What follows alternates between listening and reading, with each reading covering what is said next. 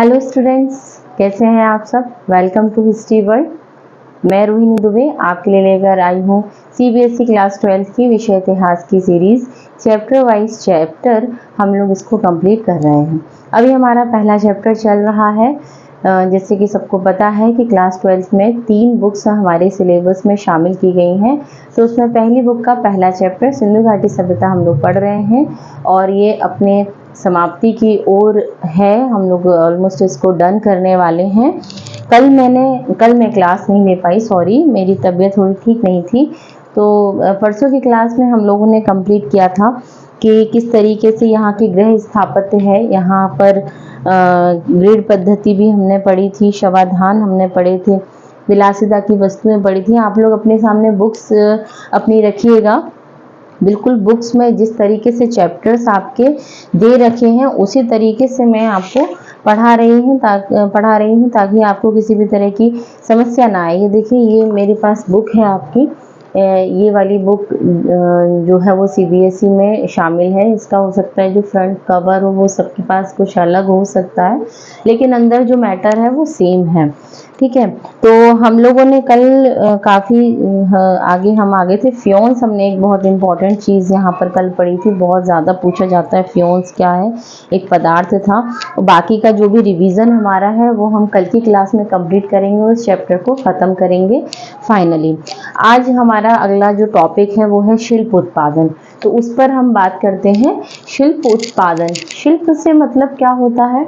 शिल्प से मतलब है कि जो कलाकारी वाली चीज़ें होती हैं, जैसे कि आभूषण बने हैं। ठीक है, आभूषण में उसमें मन के मोती, उस तरीके की जो भी एसेसरीज लगती हैं वो होता है। अब सिर्फ शिल्प आभूषणों से नहीं, बाकी और भी चीज़ें हैं। कई तरह के बर्तन बनते थे, अलग अलग डिज़ाइनर, वो भी शिल्प के अंतर्गत आता है। शंख की बनी हुई चीज़ें थी, वो भी शिल्प के अंदर आता है। तो इस तरीके से शिल्प उत्पादन एक बहुत ही महत्वपूर्ण उद्योग के तौर पर सामने आया है खोज में, कि शिल्प बहुत ही अच्छे व्यापार के तौर पर यहाँ पर चलाया जाता था। तो हम बात करते हैं चन्हु-दड़ो की, जो कि शिल्प उत्पादन में प्रमुख स्थान था। चन्हु-दड़ो मोहनजोदड़ो के पास में ही एक स्थान है।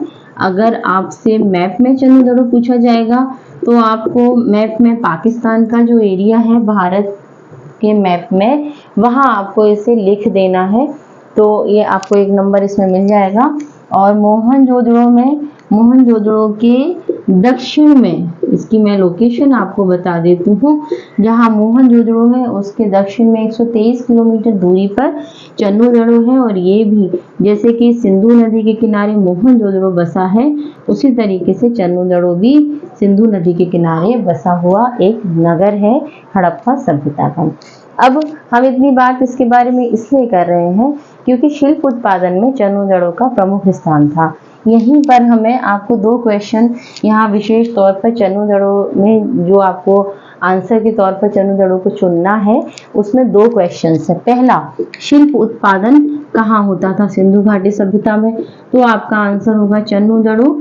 और दूसरा इसमें क्वेश्चन होगा कि मनके का कारखाना कहाँ पर था। बिल्कुल क्वेश्चन टू क्वेश्चन में बता रही हूँ, जैसे क्वेश्चन एज इट इज रखे हुए आपको पेपर में मिलेंगे। ठीक है, तो मनके का कारखाना कहाँ था ये आपको देखना है। शिल्प उत्पादन कहाँ होता था, ये इसका भी जो आंसर है वो चन्हु-दड़ो ही है।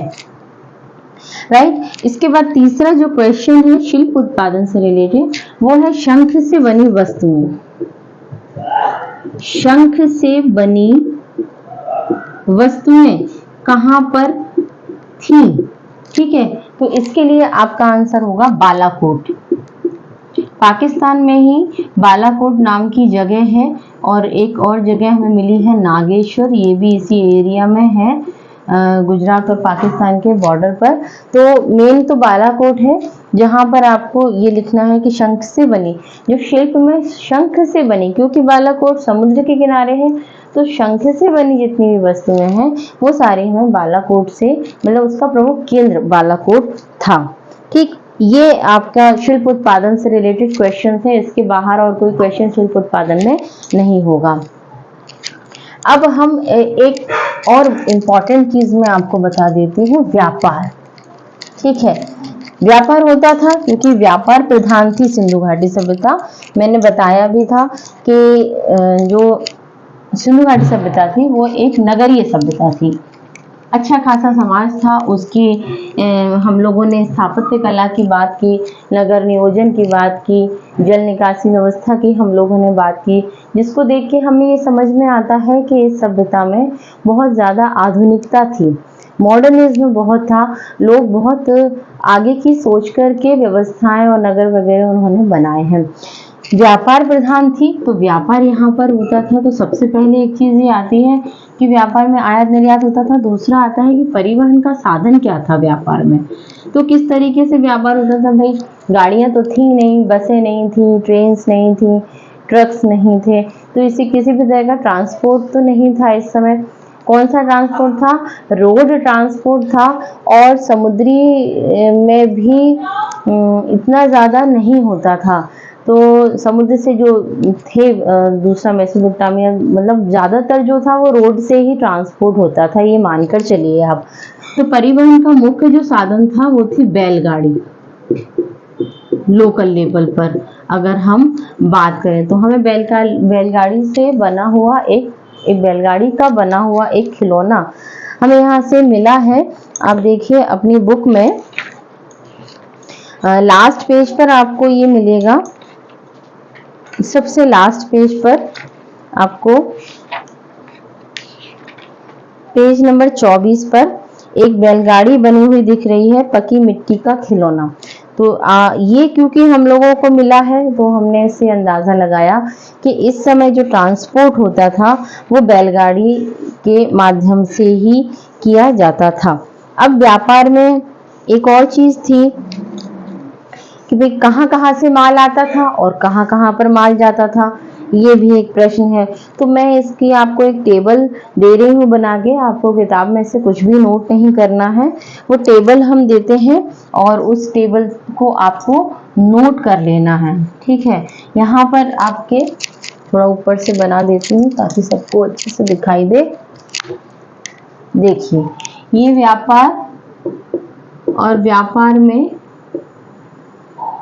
ये हमारी वस्तुएं हैं। कौन सी वस्तु कहाँ से आती थी, ये बहुत इंपॉर्टेंट है, इसको आप लोग एज इट इज याद कर लीजिएगा। बहुत सारे क्वेश्चंस आपके यहाँ से आने वाले हैं। तो शिल्प उत्पादन के अंतर्गत ही है टॉपिक जो आपका है कि शिल्प उत्पादन कहाँ जो होता था, उसके लिए जो रॉ मटेरियल आता था वो कहाँ से आता था, तो ये वो आपका क्वेश्चन है। तो सबसे पहले लाजवर्द, ठीक, एक क्या था, ये नीले रंग का पत्थर। एक तो आपका क्वेश्चन यहीं पर हो गया, ये भी आपसे पूछा जाता है लाजवर्द क्या था, नीले रंग का पत्थर था। अब ये मंगाया कहाँ से जाता था, तो ये आपका दूसरा क्वेश्चन हो गया अफगानिस्तान। अफगानिस्तान में जो शर्तुगुई स्थान हम लोगों ने पढ़ा है, जहाँ पर हमें नहरें मिली हैं सबसे ज़्यादा, तो वहाँ से ये लाजवर्द जो है वो आयात किया जाता था, मंगाया जाता था। इसके बाद अगला है आपका कार्नेलियन। ये भी एक पत्थर था जो लोथल से मंगाया जाता था। लोथल एक जगह है, कहाँ पर है ये जगह? गुजरात में। ठीक है, लोथल गुजरात में एक जगह है और गुजरात के भड़ोच में। अब इतना नहीं आएगा, आप तो गुजरात याद रखिए, जहाँ से कार्नेलियन पत्थर मंगाया जाता था। फिर उसके बाद है सेल खड़ी, जिसकी मोहरें बनी हुई मिली है हम लोगों को। ठीक है, स्टेलाइट या सेल खड़ी मुलायम पदार्थ, मुलायम सा पत्थर होता था ये। दक्षिणी राजस्थान और गुजरात दो जगह से ये मंगाया जाता था। राइट, नेक्स्ट है आपका, अगर सिर्फ धातु पूछी जाए कि धातु कहाँ से आती थी, तो आपका आंसर होगा राजस्थान। ठीक है, अब देखिए ये जो आपके स्थान और जो माल है, ये वाला जो कैटेगरी है, ये कच्चा माल नहीं है, ठीक है, ये है बना बनाया तैयार माल यहाँ से आता था। अब इसके बाद जो अगली लिस्ट आपकी है वो दो चीजें और है यहाँ पर कच्चे माल की, बहुत इंपॉर्टेंट है, उसमें से जरूर क्वेश्चन आता है, क्वेश्चन तो इसमें से भी आता है। तो हम वैसे तो एक साथ भी हम लिख सकते हैं, पर थोड़ा सा डिफरेंशिएशन करके मैं आपको बता देती हूँ। कच्चा माल, अब कच्चे माल में कौन सी चीजें थी? दो चीजें थी, एक था तांबा जो आता था खेतड़ी से, ये क्वेश्चन अनलिमिटेड टाइम पूछा जाता है। खेतड़ी राजस्थान, हर एक साल में हर एक पेपर में आपको ये क्वेश्चन मिलेगा ही मिलेगा। खेतड़ी राजस्थान से तांबा, इवन आपको जनरल स्टडी के कोई पेपर आप अगर देने जाते हैं कोई एग्जाम, तो उसमें भी आपको ये क्वेश्चन 101%, अगर हिस्ट्री से रिलेटेड क्वेश्चंस उसमें है तो आपको कहीं ना कहीं ये क्वेश्चन मिल ही जाता है। राजस्थान का खेतड़ी नामक जो स्थान है, आज भी वो तांबे के लिए बहुत ज्यादा फेमस है, आज भी वहां से तांबा निकाला जाता है। और सोना, आज भी सोना दक्षिण भारत से ही में ही सबसे ज्यादा है, उस समय भी सोना दक्षिण भारत से मंगाया जाता था। डन, ये लिस्ट आप नोट कर लीजिए अच्छे से और इनको याद कर लीजिए, इसमें से कम दो क्वेश्चन आपको 101% मिलने वाले हैं आपके पेपर में, ठीक है। अब इन स्थलों से क्या है, अब ये जो कैसे हमें पता चलेगा कि भाई ये स्थान जो है, ये चीजें जो है वो यहाँ से मंगाई जाती थी, तो यहाँ पर जब खुदाई की गई तो यहाँ से हमें हड़प्पा के बहुत सारे संकेत मिले, तो हमें पता चला कि जो चीजें हड़प्पा में हैं वही चीजें यहाँ की खुदाई में भी मिली हैं, तो उनके बीच में कोई ना कोई तारतम्य, कोई ना कोई संबंध तो है ही, इसीलिए ये चीज कंफर्म हुई कि ये यहाँ से मंगाई जाती थी। दूसरा एक और इसमें इम्पोर्टेंट क्वेश्चन आता है, ये तो आपकी लिस्ट हो गई, ठीक। अब वापस इसी से रिलेटेड एक क्वेश्चन पर चलते हैं।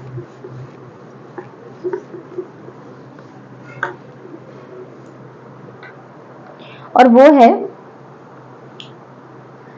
कि खेतड़ी, देखिए क्या है क्वेश्चन, क्वेश्चन में पूरा लिख देती हूं। खेतड़ी राजस्थान में जो खेतड़ी नामक स्थान है, वहां से जो हमें हड़प्पा की चीजें मिली हैं, सिंपल लैंग्वेज में राजस्थान के खेतड़ी में जो हमें हड़प्पा की चीजें मिली हैं, उनको उसको एक कल्चर मान के पुरातत्वविद ने जो भी साक्ष्य मिले हैं, जो भी चीजें हमें खेतड़ी से मिली हैं, पुरातत्वविदों ने उसको गणेश्वर जोधपुर संस्कृति का नाम दिया है। अब उस समय क्या था, उस समय उसका क्या नाम था किसी को भी नहीं पता, लेकिन पुरातत्वविदों ने जब खोज की तो फिर उन्होंने उसको अपनी तरफ से नाम दिया और उनको ही हमको पढ़ना रहता है, ठीक है। तो हम इसमें क्या लिखेंगे कि खेतड़ी क्षेत्र से मिले साक्ष्यों को पुरातत्वविदों ने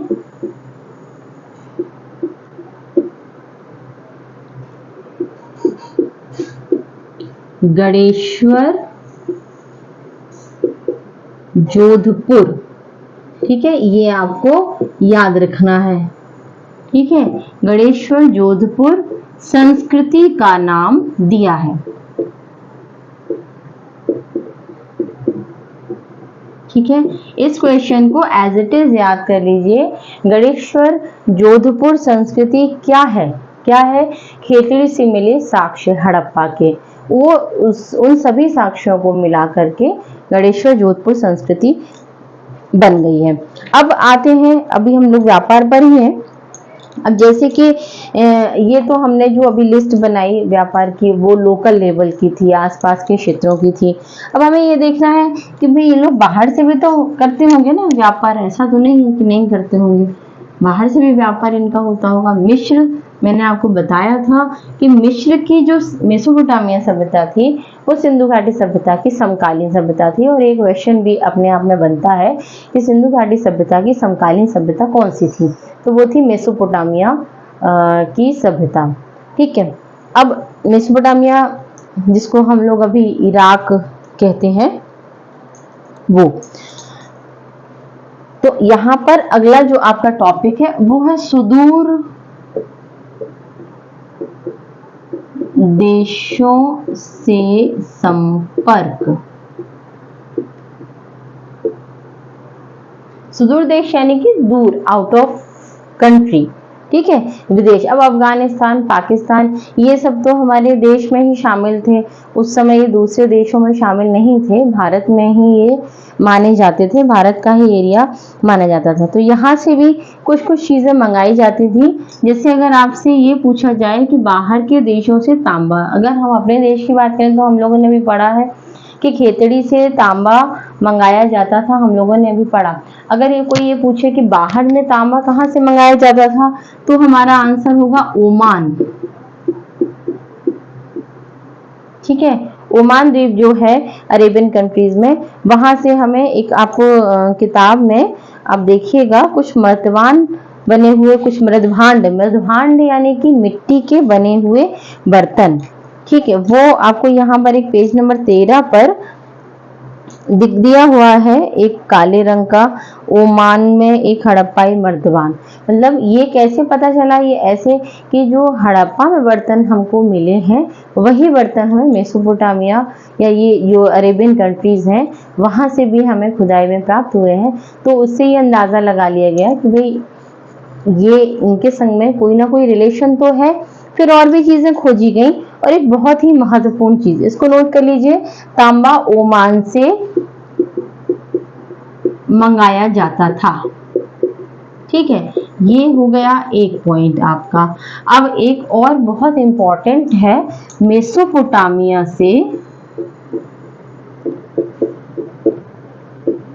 संबंध इनका था व्यापारिक। कैसे था, आपको कैसे पता चलेगा, तो ये ऐसे पता चला है कि मेसोपोटामिया से एक हमें लेख मिला है, या हम इसको अभिलेख भी कह सकते हैं, एक अभिलेख मिला है, ठीक है। अब वो जो अभिलेख मिला है उस पे हमें 3 नाम है, ध्यान से सुन लीजिए और उसको नोट कर लीजिए। 3 नाम, मगान, दिलबुन और मेलुहा, ये 3 नाम हमें यहाँ से मिले हैं। मेसोपोटामिया से जो अभिलेख मिला है उसमें ये 3 नाम हमको मिले हैं। अब इन 3 नामों का जो तारतम्य है, जो इनकी सिमिलैरिटी है, वो किसके संग में स्थापित की गई है, तो मगान को माना गया है कि ये ओमान है, ये आपसे ऐसे कैसे पूछा जाता है।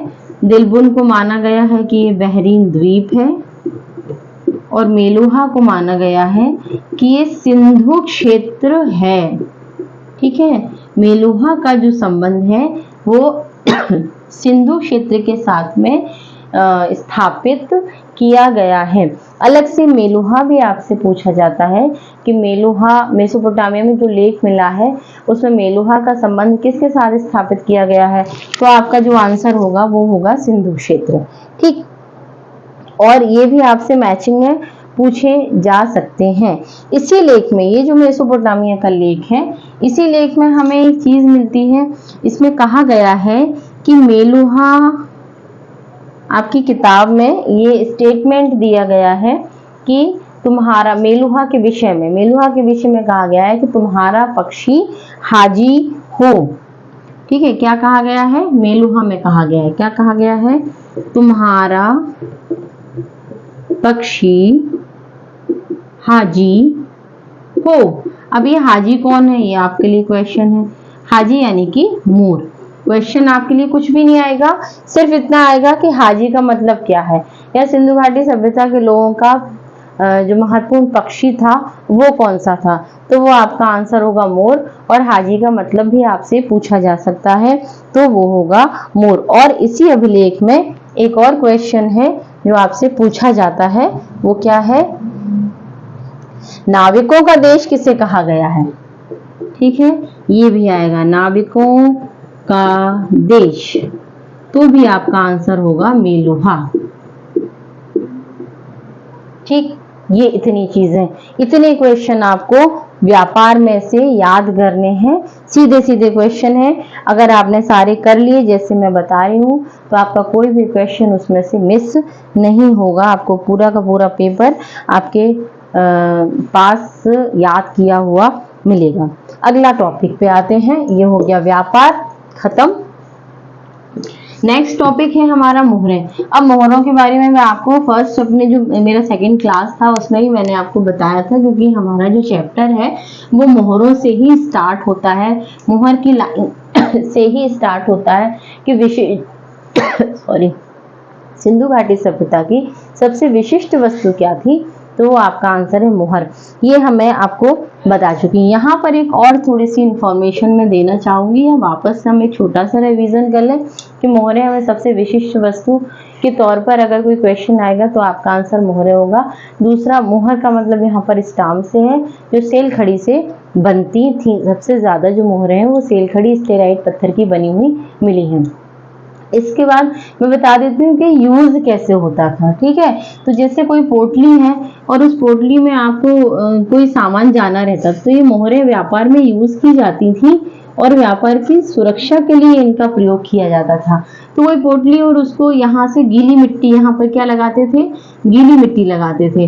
गीली मिट्टी लगा के और फिर उसके ऊपर ये जो स्टैम्प था इसको ऐसे ठप्पा मार दिया जाता था। स्टैम्प को यहाँ पर लगा दिया जाता था जोर से गीली मिट्टी के ऊपर, और वो जो उसका मुंह था पोटली का वो चिपक जाता था। ठीक, अब वो जहां से वो गया है और जहां उसे जाना है, अगर वहां तक वो ये बिल्कुल इसका मुंह बिना खुला हुआ या मुहर बिना खुली हुई, बिना डिस्टर्ब की हुई मुहर वहां तक पहुंच जाती है, तो डेफिनेटली ये मान लिया जाता था कि किसी भी तरह का कोई धांधली या किसी तरह की धोखाधड़ी उस सामान के साथ में रास्ते में नहीं हुए। बस इतना यहाँ पर यूज था मुहर का। आगे बात करते हैं हम लोग लिपि की। लिपि, तो लिपि से रिलेटेड जो क्वेश्चंस हैं उनको नोट कर लेते हैं सीधे सीधे। ठीक, सबसे पहला क्वेश्चन है, लिपि यहाँ की कैसी थी? लिपि थी यहाँ की चित्राक्षर। ठीक है, सिंधु घाटी सभ्यता की लिपि कैसी थी? चित्राक्षर, जिसको पिक्टोग्राफ के नाम से भी जाना जाता है। दूसरा पॉइंट हमारा लिपि में है कि लिपि दाईं से बाईं ओर लिखी जाती थी। ठीक है, ये दूसरा क्वेश्चन है। अब हम लोग कैसे लिखते हैं लिपि? हम लोग कैसे लिखते हैं? हम लिखते हैं यहाँ, हम लिखते हैं ये हमारा लेफ्ट हैंड है और ये राइट है। हम लेफ्ट हैंड से लिखना शुरू करते हैं और राइट में जाते हैं, और ये लिपि यहाँ से लिखना शुरू करते थे और यहाँ आते थे, और बिना रोके हमारा लिखने का तरीका क्या है? हम लोग जो है देवनागरी लिपि में हम लोग लिखते हैं तो हम ऐसे लिखते हैं, फिर हमें स्टॉप कर देते हैं, फिर दूसरी लाइन यहाँ से करते हैं शुरू।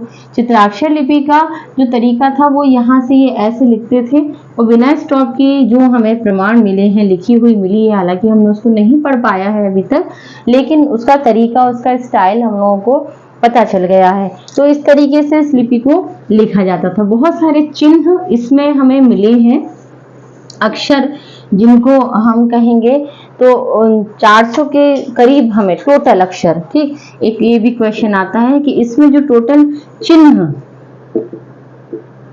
कुल कितने मिले हैं इस लिपि में, मतलब सब सारी जितनी भी लिपि जहां से भी इनका एनालिसिस किया तो कुल चिन्ह हमें यहाँ पर मिले हैं 350 से 400 के बीच। आप इसको 375 से 400 टोटल चिन्हों की संख्या मिली है। और चौथा क्वेश्चन है, सबसे बड़ी लिपि में चिन्हों की संख्या। ठीक, सबसे बड़ी लिपि में चिन्हों की संख्या क्या मिली है? 26। ठीक है, सबसे बड़ी लिपि में दोनों क्वेश्चन अलग अलग पूछे जाएंगे कि सबसे बड़ी लिपि में चिन्हों की संख्या क्या लिखी गई है, क्या मिली है। ये 4 क्वेश्चन आपके लिपि से रिलेटेड हैं। इसके अलावा लिपि से रिलेटेड कोई क्वेश्चन नहीं पूछा जाता है पेपर में। कौन सी लिपि थी? चित्राक्षर लिपि थी, दाईं से बाईं ओर लिखी जाती थी। कुल चिन्हों की संख्या 375 to 400 एंड सबसे बड़ी लिपि में चिन्हों की संख्या, मतलब सबसे बड़ी एक जगह जो सबसे बड़ी लिखावट हमें मिली है, या एक जगह पर लिखी हुई जो सबसे बड़ा लिखा हुआ मिला है, उसमें टोटल चिन्हों की संख्या कितनी है? 26 है। ठीक है, ये आपकी हो गई लिपि। ये सारे क्वेश्चंस आप नोट करते चले, आपको बहुत ज़्यादा हेल्प मिलेगी बोर्ड एग्जामिनेशन में। और अगर आपने 2-3 बार इस लेक्चर को सुन लिया तो डेफिनेटली आपको बहुत ज़्यादा याद करने की भी ज़रूरत नहीं रहेगी। अब आता है अगला हमारा टॉपिक बाट।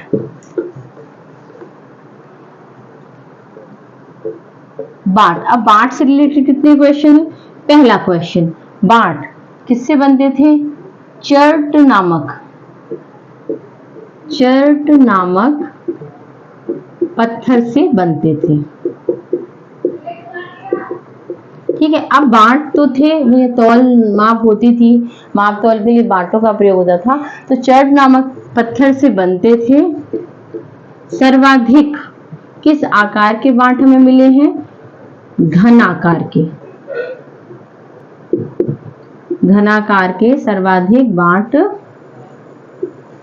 के मिले हैं। ठीक है, सर्वाधिक घनाकार के मिले हैं क्या? बाट। उसके बाद तीसरा कि बाट 16 के गुणज में होते थे। ठीक है ना, 16 के गुणज मतलब 1 किलो, 2 किलो, फिर 4, ठीक है ना, फिर 8, फिर 16, फिर 32। ठीक है, डबल होता जाता था आंकड़ा। तो इस तरीके का जो कैलकुलेशन था वो बाट से हमें मिला है ना। अब है कि एक और आपका क्वेश्चन है, देखिए ये हो गया। हम आते हैं, एक आपका क्वेश्चन आता है टीला क्या था और स्तर। दो चीजें यहाँ पर आपको 3 नंबर में 2 नंबर में पूछा जा सकता है। तो उसको हम लोग समझ लेते हैं कि टीला क्या होता है। बहुत ही सिंपल भाषा में आपको समझाऊंगी, आपको किताबी भाषा लिखने की बिल्कुल भी जरूरत नहीं है। आप अपनी भाषा में भी अगर इन क्वेश्चन आंसर को लिखेंगे तो भी आपको पूरे के पूरे नंबर दिए जाएंगे, बस वो सही होना चाहिए। अब टीला क्या होता है, देखिए एक बहुत सिंपल सी चीज है, मैंने पहले भी ये बात बताई है कि जब एक ही स्थान पर लंबे समय तक लोग रहते हैं, हम लोग ही रहते हैं। हम एक छोटा सा उदाहरण लेते हैं कि हमने हमारे घर के आसपास कचरा घर वगैरह भी होगा, या हम लोग कहीं पर जाकर ही कचरा अपने घर का फेंकते हैं, तो आप देखेंगे कि कई बार अगर वहां पर सफाई नहीं हो तो वो कचरा गिरता जाता है और जमा होते होते वहां पर कैसे एक इस टाइप की चीजें, इस टाइप की आकृति या ऐसा कुछ टीला टाइप का बन जाता है। ठीक है, ये बहुत एक बिल्कुल हमारे आसपास का उदाहरण है।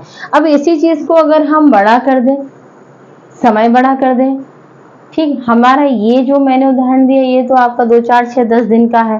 तो 2, 4, 6, 10 दिन में भी अगर कचरा नहीं उठाया गया तो वो टीले का रूप ले लेगा, एक ऊपर ऐसा उठ जाएगा कचरा, उसमें भरता चला जाता है। और अगर मान लीजिए सभ्यता किसी एक जगह पर बस रही हैं, हम सिर्फ भोपाल की बात कर लेते हैं, हमारे भोपाल में भी हम लोग हैं, कितना कचरा निकलता होगा, लोग अपने घरों से कचरा फेंकते हैं और डेफिनेटली वो जमा तो होता ही है सब जगह, कहीं ना कहीं तो वो जाता ही है। अब वो चला जाए और इसके बाद आके और 2-4 सभ्यताएं, करोड़ों वर्ष बीत जाए, हजारों लाखों वर्ष बीत जाए, तो क्या होगा, वो कहीं ना कहीं तो रहेगी ना चीज, उसको आप कहाँ फेंकेंगे, ले जाके फेंक भी दिया तो रहेगी तो वो धरती पर ही, तो जमा होता जाएगा। तो हमारी सभ्यता भी हो गई, फिर एक और सभ्यता आ गई, उसने भी कचरा कर दिया उसी के ऊपर, फिर एक और आ गई, वो खत्म हो गई, फिर एक और आ गई। तो इस तरीके से क्या हो जाता है कि धरती पे एक उभार, एक टीला बन जाता है। तो इसको हम बहुत सिंपल लैंग्वेज में आपकी किताब में इसको दिया गया है, पेज नंबर 20 पर, आप उसको उसमें से भी नोट कर सकते हैं। जब लोग एक ही स्थान पर नियमित रूप से रहते हैं और भूमि का अनवरत प्रयोग करते हैं, कंटिन्यूशन में जब लोग भूमि का प्रयोग करते हैं तो जो आवासीय मलबों के कारण जो निर्माण होता है, ठीक है, मतलब हम लोग आवासीय मल यानी घरों के का जो कचरा निकलता है उससे जो निर्माण होता है वो टीला कहलाता है। ठीक, अब जैसे मैंने बताया कि एक सभ्यता, दो सभ्यता, तीन सभ्यता, तो ये जो टीले होते हैं ये तो टीला हो गया, ठीक है ना। अब इसकी डेफिनेशन आप इस तरीके से लिख लीजिएगा, मैं जैसे बोल रही हूँ आप उसको नोट कर लेना कि जब लोग एक ही स्थान पर नियमित रूप से रहते हैं और अनवरत भूमि खंड का प्रयोग करते हैं तो आवासीय मलबों से टीले का निर्माण हो जाता है। ठीक, और यही इन टीलों के अंतर्गत कई सारे स्तर विन्यास बन जाते हैं। अब जैसे कि ये टीला बन गया एक, अब ये टीला है, सबसे नीचे कोई सभ्यता दबी हुई है, पाषाण काल की सभ्यता दबी है, उसके बाद फिर सिंधु घाटी सभ्यता आई, ठीक है, फिर उसके बाद वैदिक सभ्यता आ गई, ठीक, फिर उसके बाद और सभ्यता आ गई और आज का समाज आ गया। तो ये जो नीचे जगह तो वही है ना, है कि नहीं। पाकिस्तान हो चाहे गुजरात की बात करें, सबसे ज्यादा स्थान हमें गुजरात में मिले हैं सिंधु घाटी सभ्यता के। तो सिंधु घाटी सभ्यता से पहले भी पाषाण सभ्यता भी वहां पर हमें उसके भी प्रमाण मिले हैं, उत्तर प्रदेश से भी मिले हैं। तो वहां पर वो लोग भी उसी जगह पर उसी जमीन पर रहते थे, फिर उसी जमीन पर सिंधु घाटी सभ्यता के लोग रहे, फिर उसी पर आर्य सभ्यता के लोग रहे और फिर बाद के और भी लोग रहे। तो जमीन तो वही है, तो वहां पर क्या होगा, इस तरीके से स्तर बन जाते हैं। अब खुदाई होती है तो पहले एक स्तर से चीजें निकली, फिर इससे निकली, फिर इससे निकली, और उनका C14 से उनका जब मापन किया गया, उनको जब देखा गया तो पता चला कि भाई ये किसी और सभ्यता की थी, ये किसी और सभ्यता की है, ये किसी और सभ्यता की। तो ये समझ में आता है कि ये यहाँ एक टीले के अंदर कितनी सभ्यताएं या एक जगह के अंदर कितनी सभ्यताएं निवास कर चुकी हैं। सो दैट इज स्तर, ठीक है ना। टीले के अंदर जो स्ट्रेटिफिकेशन होता है उसको स्तर कहते हैं, राइट। तो ये आपका टीला बहुत ही इंपॉर्टेंट है। और एक और स्तरों का अध्ययन, यहाँ पर आपके लिए क्वेश्चन, स्तरों का अध्ययन, ठीक है, ये क्वेश्चन आपकी बुक में है, स्तरों का अध्ययन सॉरी स्तर क्रम विन्यास कहलाता है। स्तरों का अध्ययन स्तर क्रम विन्यास कहलाता है, ठीक है।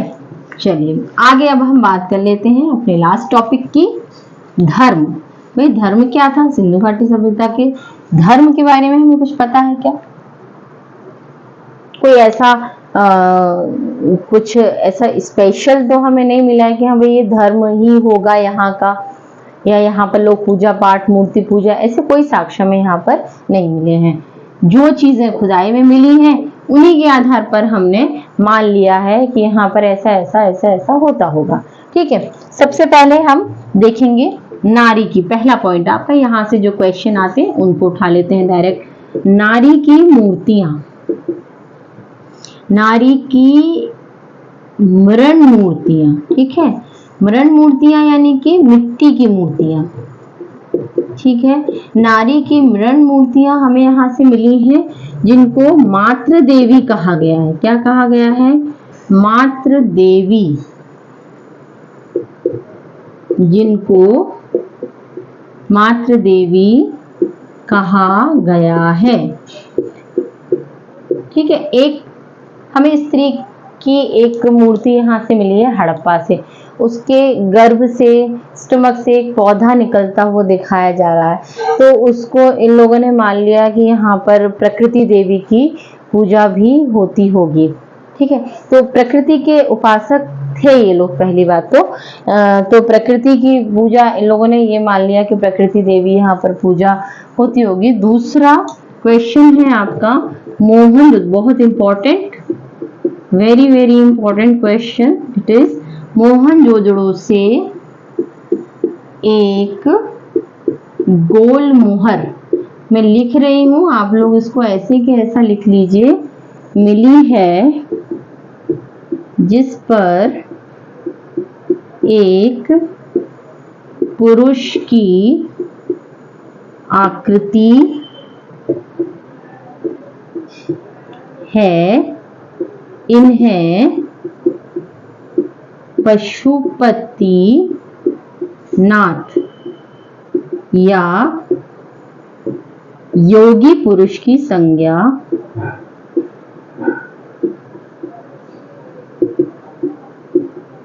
दी गई है। ठीक है, अब ये आपका एक क्वेश्चन हो गया, 1 नंबर में आता है ये। तो इसमें कैसे आता है, मैं इसको आपको थोड़ा सा एक चीज समझा देती हूँ। ये आप लोगों ने लिख ही लिया होगा। ये जो गोल मोहर है ना, बहुत ही पूछा जाता है इसके बारे में। तो ऐसी एक गोल मोहर मिली है हमें यहाँ से। ठीक है, गोल मोहर में हमें एक पुरुष मिला है। देखिए इस तरीके से ये ऐसे योगी की मुद्रा में ये बैठे हुए हैं महाराज, तो इनको मान लिया गया है। ठीक है, ऐसे। और यहाँ पर हमें एक आवरण मिला है इनके सर पर। अब आपको कुछ भी लग सकता है देखने में, ड्राइंग मेरी इतनी अच्छी नहीं है, लेकिन ये इसी तरीके से हमें एक मूर्ति, एक चित्र, हमें मूर्ति नहीं सॉरी चित्र है, ये है मोहर। ठीक है, ये मोहर है, इस पर ये चित्र है। यहाँ पर हमें 4 पशु मिले हैं, हाथी, गेंडा, भैंसा और व्याघ्र यानी कि बाघ, शेर। 4 पशु हमें मिले हैं। तो ये सारे पशु अगर हम आज के साथ इनका स्थापित करें, इनका संपर्क, तो हम ये कह सकते हैं कि चारों पशु जो हैं भगवान शिव के एक तरीके से भगवान शिव के प्रतिरूप या उनके सूचक माने जाते हैं। तो ये मिले हैं यहाँ पर, एक हमें पीपल का एक वृक्ष टाइप का मिला है जो भी भगवान शंकर को प्रदर्शित करता है। तो इस तरीके से जो गोल मोहर है, इस गोल मोहर को कहा गया है पशुपति शिव। और इसी पर आपका एक और क्वेश्चन अब यहाँ से बनता है कि सबसे प्राचीन क्या बनेगा, सबसे प्राचीन देव, भारत के सबसे प्राचीन देव, जैसे कि हम लोग कहते ही हैं, वैसे भी अपने हिंदू धर्म में माना जाता है कि आदि देव, देवों के देव आदि देव कौन है, महादेव। तो वही यहाँ पर आपका आंसर होगा। सबसे प्राचीन देवता कौन से हैं, महादेव, जिसका साक्ष्य हमें सिंधु घाटी सभ्यता से मिला है, जो लोग ये मोहर को जो प्रदर्शित करती है। ठीक है, इसके अलावा एक और चीज है, लिंग पूजा के साक्ष्य भी मिले हैं। ठीक है, अब वही बात है कि भाई अनुमान है, कुछ भी ऐसा कंफर्म नहीं है, कहीं कुछ लिखा नहीं है कि ये लिंग पूजा है या क्या है। देखिए आपको पेज नंबर 24 पर आप देखेंगे एक चित्र दिया हुआ है आपको। अब इसमें कहा, इसमें नीचे लिखा हुआ है मोहरें या लिंग। इस तरीके से ये पुरातत्वविदों की एक समस्या होती है। इस पर भी एक क्वेश्चन बनता है कि पुरातत्वविदों की समस्या क्या है। इस तरीके से मिला है। अब कह सकते हैं कि मोहर भी कह सकते हैं इसको, कुछ पता तो है नहीं, या इसको लिंग भी कह सकते हैं, तो शिवलिंग। ठीक है, तो यहाँ पर हमारे लिए क्वेश्चन आता है कि लिंग पूजा के साक्ष्य मिले हैं या नहीं मिले हैं। तो हाँ, लिंग पूजा के साक्ष्य हमें सिंधु घाटी सभ्यता से मिले हैं, प्राप्त हुए हैं। ठीक है, उसके अलावा आपको एक और चीज है, मोहनजोदड़ो से एक पत्थर की मूर्ति। अगला जो क्वेश्चन आपका यहाँ धर्म से रिलेटेड है, मोहनजोदड़ो से पत्थर की मूर्ति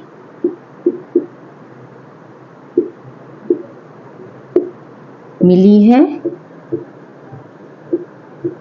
जिसे क्या कहा गया है, पुरोहित राजा। तो ये माना गया कि ये पुरोहित थे और ये जाते थे और लोगों की पूजा पाठ टाइप की चीजें करवाते थे। तो यहाँ आपके लिए क्वेश्चन है, पुरोहित राजा की मूर्ति कहाँ से मिली है। अब कितनी चीजें हो गई, देखिए नारी की सम्मिलन मूर्तियां हड़प्पा से मिली हैं, पूरी सिंधु घाटी सभ्यता से भी मिली हैं, और पशुपति शिव की मूर्ति मोहनजोदड़ो से मिली है, पुरोहित राजा की मूर्ति मोहनजोदड़ो से मिली है, पशुपति शिव का अंकन जो है मोहर पर मोहनजोदड़ो से प्राप्त हुआ है, लिंग पूजा के साक्ष्य भी हमें मिले हैं, जादू टोने के भी हमें यहाँ से साक्ष्य मिले हैं, कुछ तावीज हमें मिले हैं कई जगह से। तो ये माना गया है कि भाई ये जादू टोने के साक्ष्य हैं, यहाँ पर जादू टोने में भी लोग भरोसा करते थे।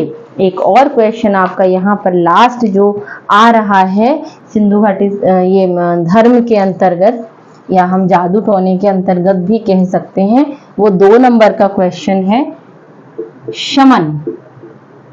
शमन क्या है? तो शमन है वो महिलाएं और पुरुष जो जादू टोना करते थे। ठीक है, मैं इसको शॉर्ट में लिख देती हूँ, जादू टोना करने वाले स्त्री व पुरुष। ओके, ये शमन थे, इनको शमन कहा जाता था। ये मानते थे कि हम जादू टोना भी कर सकते हैं और हम एक किसी और दुनिया से भी संपर्क स्थापित कर सकते हैं। तो ये चीजें आज भी होती हैं, लोग आज भी बेवकूफ तो बनाते ही हैं। अब ये बनाते थे कि नहीं ये नहीं पता, पर आज तो लोग बेवकूफ़ी बनाते हैं इस चीज़ को लेकर के। हो सकता है कि यहाँ पर ये चीज़ें ज़्यादा एक्चुअल और रियल रही हों। तो ये आपका आज का टॉपिक यहाँ पर ख़त्म होता है। कल हमारा चैप्टर फिनिश हो जाएगा, कल हम लोग पूरा ख़त्म कर देंगे। इसमें कुछ अब बचा है नहीं आपको लास्ट के लिए, तो कल हम लोग इसमें थोड़ा सा देखेंगे कि हम क्या चीज़ें रह गई हैं। मेरे ख्याल से रह तो कुछ भी नहीं गया है, सभ्यता का अंत वगैरह है। एक और चीज़ मैं आपको चलिए कल ही बता दूंगी अब उसको, तो उसके साथ ही हम लोग चैप्टर को ख़त्म करेंगे कल, और थोड़ा सा हम लोग रिवीजन करेंगे और उसके बाद हमारा ये फर्स्ट लेसन जो है वो फिनिश हो जाएगा। आशा करती हूँ कि आप लोगों को अच्छा लगा होगा लेक्चर।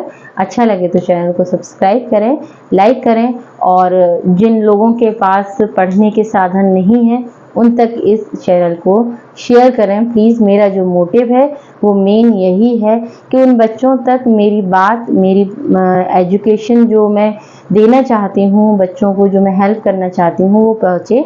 ऐसा नहीं है कि इसके ऊपर और चैनल नहीं है, बहुत हैं, हज़ारों की संख्या में है, पर किसी की बात किसी को समझ में आती है, किसी की किसी को। मुझे मेरा मन हुआ कि इस तरह की चीज़ मुझे शुरू करनी चाहिए तो मैंने की। तो आप लोग इसको शेयर करें लोगों तक, ताकि जो बच्चे कुछ अच्छा पढ़ना चाहते हैं उन्हें चीज़ें अगर समझ में आती हैं तो यहाँ पर उनकी हेल्प की जा सके। कल मिलते हैं, शुभ रात्रि, थैंक यू सो मच।